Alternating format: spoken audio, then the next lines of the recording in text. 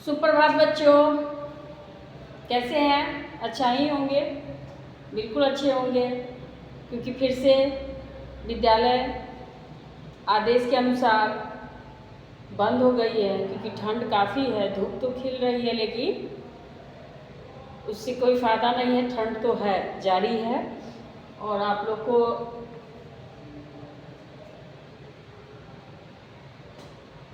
पता ही है कि असुविधा न हो, इसलिए ऑनलाइन क्लास चल रहा है, ताकि आप लोग स्वस्थ और सुरक्षित भी रहें और साथ साथ आपकी पढ़ाई भी जारी रहे। तो कल तक तो हम लोग पढ़े थे संज्ञा से विशेषण बनाना, अगला पाठ पढ़े थे। मतलब बार बार हम लोग क्या कर रहे हैं, अब पाठ को आगे बढ़ाते जा रहे हैं। लेकिन आज से जो भी 2-3 दिन क्लासेस चलेंगी, जो जितना दिन भी चले ऑनलाइन क्लास, उसके माध्यम से मैं आप लोगों को पीछे का चैप्टर यानी पीछे का पाठ जो है वो रिवीजन करवाऊंगी। क्योंकि रिवीजन अति आवश्यक हो गया है, क्योंकि बहुत पहले पढ़ चुके हैं तो थोड़ा दिमाग से निकल गया होगा। थोड़ा इसको इस याद को हम लोग ताज़ा कर लें, और ताज़ा हो जाएगा तो याद भी हो जाएगा, ताकि परीक्षा में अगर आ भी जाता है तो हम लोगों को, कहने का अर्थ है आप लोगों को कोई असुविधा ना होगा, आराम से आप बना सकते हैं। ठीक है, तो आज हम आपको स्टार्ट करने जा रहे हैं पाठ 12 संधि। ठीक है, आज हम लोग पढ़ेंगे संधि। संधि क्या है, संधि होता क्या है, किसे कहते हैं, इसके विषय में हम लोग जानेंगे। तो पहले हम लोग जानते हैं कि संधि का शाब्दिक अर्थ क्या होता है। तो संधि का शाब्दिक अर्थ होता है मेल, यानी मिलना, जुड़ना। जो आपस में मिल रहे हैं, जुड़ रहे हैं, उसी को हम लोग क्या कहते हैं, संधि कहते हैं। तो उसका शाब्दिक अर्थ क्या होता है, मेल, यानी मिलना। ठीक है, जो देखिए यहाँ है मेल।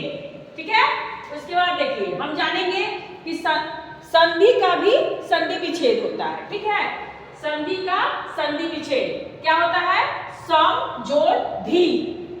सम जोड़ धी यानी श म में हलांत जोड़ धी, समधि, संधि, संधि। ठीक है, तो ये हो गया संधि का विच्छेद का, संधि विच्छेद क्या हो गया, संधि। ठीक है, सम जोड़ धी। अब आइए संधि की परिभाषा। संधि की परिभाषा क्या होती है, इसके बारे में जानते हैं। दो वर्णों के विकार या परिवर्तन को संधि कहते हैं, है ना। जब दो वर्णों का विकार उत्पन्न होता है, निकल के आता है, तो उसे हम लोग क्या कहते हैं, संधि कहते हैं।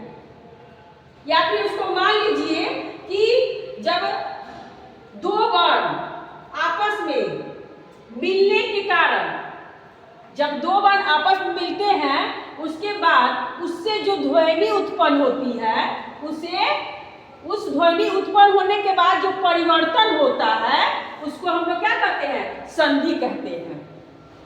ठीक है, तो वो ध्वनि निकलेगी, और कौन सी निकलेगी वो आगे हम आपको बताएंगे। ठीक है, अब देखिए संधि विच्छेद। संधि विच्छेद की परिभाषा, संधि विच्छेद की परिभाषा क्या है, संधि द्वारा मिले वर्णों को अलग अलग करने को संधि विच्छेद कहते हैं। यानी संधि द्वारा मिले, संधि। तो आप एक चीज यहां समझिए, यहां मैं लिख रखी हूं पहले से, ये जो आपका वर्ड है विद्या, ठीक है, और जो आलय, ये बन गया संधि विच्छेद।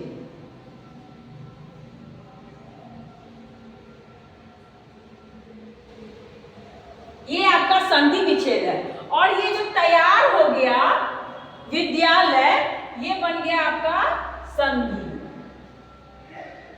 ठीक है, ये जो अलग अलग है ये हमारा संधि विच्छेद है, और ये जो तैयार हो गया, ये अलग अलग जुड़कर जो विद्यालय बन गया, ये क्या है, ये संधि है। यही चीज यहाँ कहा जा रहा है कि दो वर्णों के विकार, विकार यानी ध्वनि, आपको अभी भी बताई थी, और निकल कर उसमें परिवर्तन ला देता है, वो संधि हो जाता है, यानी विद्या जोड़ आलय यानी विद्यालय। अब आप देखेंगे तो इसमें आप देखेंगे कि विद्या जोड़ आलय में क्या आ रहा है, ओ आ रहा है।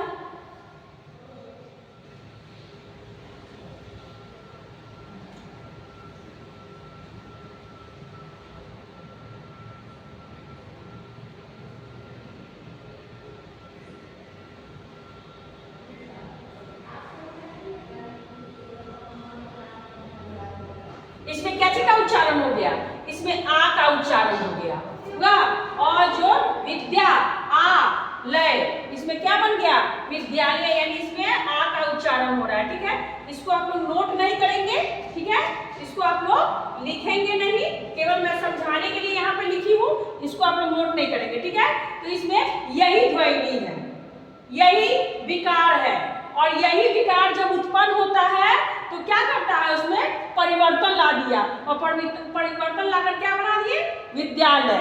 और इसी में अब यहाँ देखिए मिले दो वर्णों के अलग अलग शब्दों को संधि विच्छेद करते हैं। अभी देखिए ये जो थे विद्यालय थे, चाहती तो मैं इसे लिख के भी समझा देती हूँ आपको, इसको भी, ये है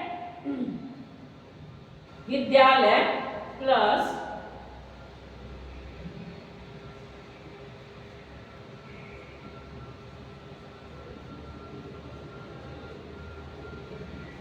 अब आइए, अब देखिए यही चीज यहाँ पे, ये आपका संधि है, इसको हम क्या किए अलग अलग कर दिए, अलग अलग कर दिए। ये जब अलग अलग हो गया तो यही बन गया संधि विच्छेद, और ये बन गया संधि। इसको लिखना नहीं है, ये केवल समझाने के लिए है। ठीक है,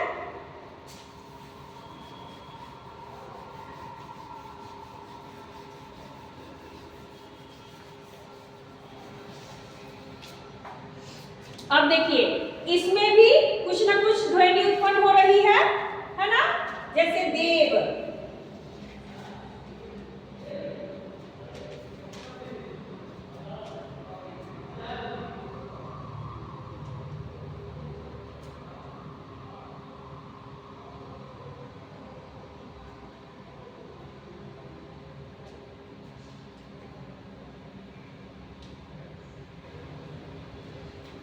अब देखिए देव में देखिए देव, अब देखिए इसमें अ का स्वर आ रहा है और ई का स्वर आ रहा है, और दोनों मिलकर क्या बन रहा है ए बन रहा है। तो अगर हम देवेंद्र बोलते हैं, देवेंद्र, तो ए स्वर आ रहा है हमारे बोलने में, तो ये कौन सा स्वर, यही ध्वनि है, यही ध्वनि आकर इसका क्या किया परिवर्तन ला दिया, इसमें ओ और ई मिलकर क्या बन गया ए बन गया।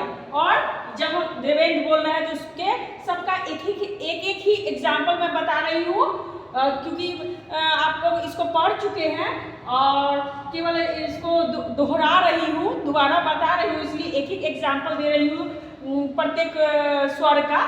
ठीक है, अब देखिए महर्षि में देखिए आ रहा है, उसके बाद री आ रहा है, इसमें क्या बन रहा है देखिए, और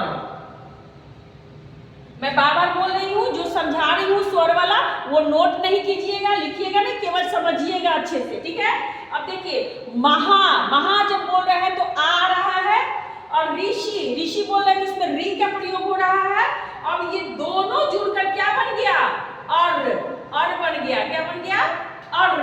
ठीक है, ये दोनों जुड़ के क्या बन गया और। अब बोलिए तो महर्षि, तो अर का यूज हो रहा है, यानी प्रयोग हो रहा है हमारे ध्वनि में, ये आ रहा है, क्या विकार उत्पन्न हो रहा है। ठीक है, अब आइए, अब नेक्स्ट में अब हम लोग चलते हैं,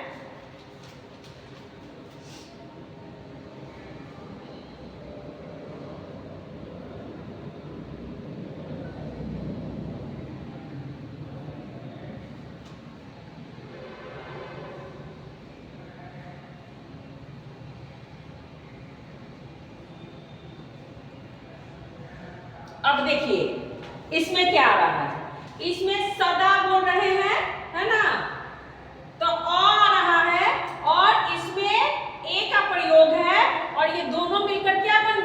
अय बन गया, यानी सदैव। क्या बन गया? सदैव, यानी अय का यूज हो रहा है, यानी प्रयोग हो रहा है आप लोगों को। अब देख सकते हैं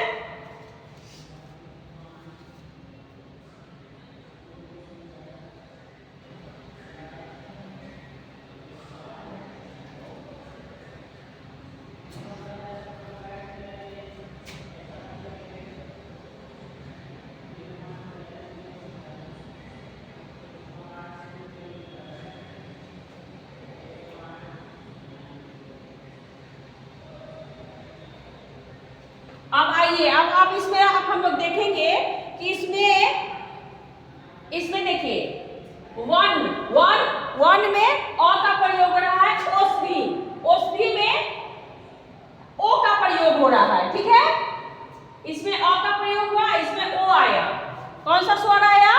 अ और ओ, और दोनों मिलकर क्या बन गया? औ। जब हम पढ़ते हैं वन औषधि, उसमें उच्चारण में आ रहा है, यानी ओ का स्वर लगा हुआ है इसमें, तो ये बन गया वन औषधि, ठीक है। उसके बाद आइए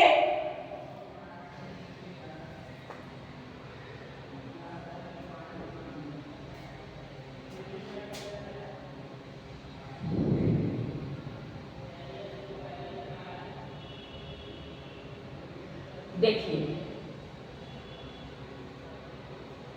ये जो गोल गोल सर्कल कर रही है उसको आप लोग नोट नहीं करेंगे। अब देखिए इसमें प्रति में ई का उच्चारण हो रहा है, यानी ई स्वर आ रहा है, और एक में ए आ रहा है। अब ये दोनों जब मिलते हैं, ये प्रति जोड़ एक मिलते हैं तो बनते हैं प्रत्येक, और जब प्रत्येक को जब हम उच्चारण कर रहे हैं, बोल रहे हैं, तो उसमें हमें क्या आ रहा है? अय स्वर आ रहा है। अय क्या आ रहा है? अय।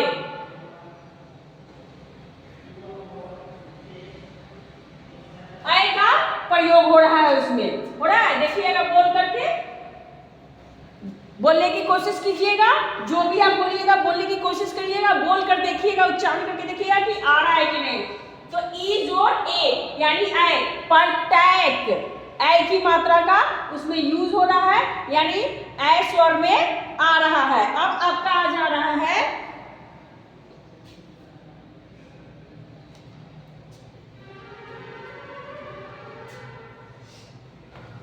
अब आप 7 नंबर पर पढ़िए, आप उसको 9 जोड़ 1, तो क्या बनता है वो?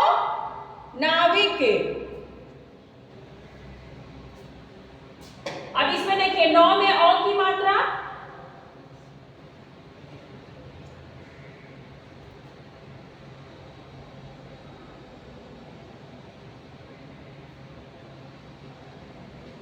अब देखिए इसमें नाविक में आ रहा है, क्या आ रहा है? 9 जोड़ 1, यानी अ की मात्रा आ रहा है और ई आ रहा है, ठीक है। तो क्या बन गया? आविक।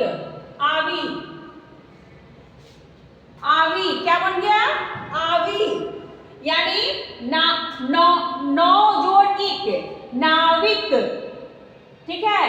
अब देखिए इसमें फिर पो,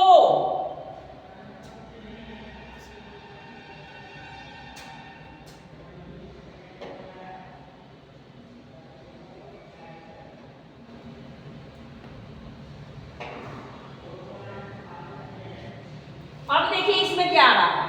पो प्लस अन, पवन है, यानी पो जोड़ अन, पवन। तो पवन में क्या आ रहा है? इसे देखिए, ओ आ रहा है और जोड़ अ, यानी इसमें क्या चीज का उच्चारण हो रहा है? औ का उच्चारण हो रहा है। किस चीज का उच्चारण हो रहा है? औ का। ये सर्कल वाला लिखिएगा नहीं, ये लिखिएगा नहीं, ओनली फॉर मैं आपको ये समझाने के लिए ही लिखी हूँ। जो सर्कल जितना दी हूँ वो सबको आप लोग लिखिएगा नहीं, केवल केवल समझने के लिए, ठीक है। यानी पो बोल रहे थे, ओ की मात्रा आ रहा है, अन यानी आ रहा है स्वर में, और क्या बन गया ये? पवन, यानी औ, प व न, अ व न आ रहा है, इसलिए ये क्या बन गया? पवन। तो इस तरह से हम लोग जब उच्चारण करते हैं तो हम लोगों को पता चलता है कि आखिर कौन से शब्द में कौन सा स्वर का उच्चारण हो रहा है, कौन सा मात्रा का उच्चारण हो रहा है। और तब जाके हम लोग उसका सही उच्चारण के रूप में पढ़ते हुए बोल पाते हैं।